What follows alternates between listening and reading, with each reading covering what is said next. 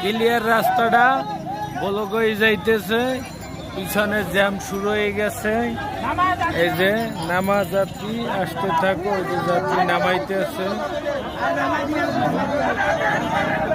রিস্কের আন্দোলন, সাংবাদিক রাইতে আছে।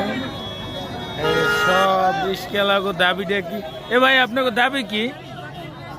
আমাদের পক্ষে কথা বলেন আপনারা।